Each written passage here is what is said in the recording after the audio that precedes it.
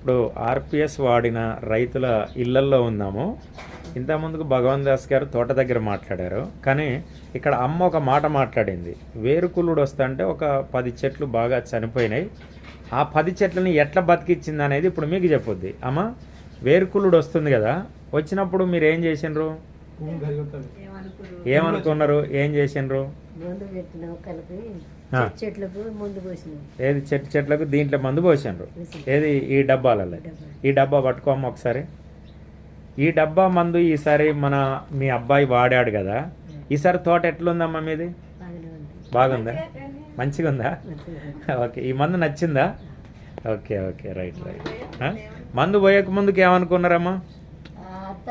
పోతే ఇక ఆగదు, సంవత్సరం వచ్చినట్టుగా వస్తున్నాయి వరుసగానే అనుకుని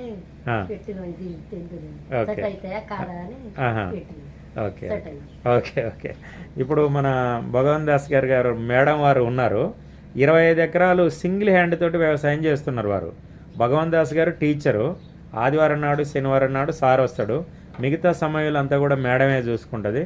మేడం గారు, ఆర్పిఎస్ మీరు అంటే ఈ సంవత్సరం తోటలో వాడారు కదమ్మా, అంతేనమ్మా? అటు బొమ్మరు మీ మామగారు ఇంటికి వచ్చావు కదమ్మా, మరి నెక్స్ట్ ఇయర్ నువ్వు ఆర్పిఎస్ వాడతావమ్మా?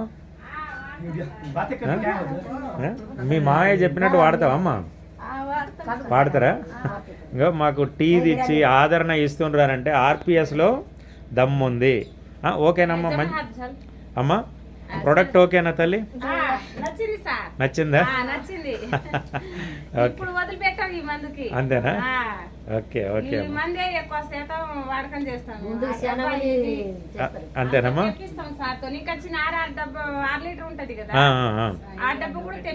ఏ నల్ల డబ్బా ఈసారి? ఓకే, ఈసారి 5 ఎకరాలు మనం డ్రిప్ తోటి వేద్దాం వ్యవసాయం. ఓకే అమ్మా, నమస్తే అమ్మా, నమస్కారం. Okay okay, right. నచ్చిందా? ఓకే ఓకే అమ్మా, right right right right. Okay sir.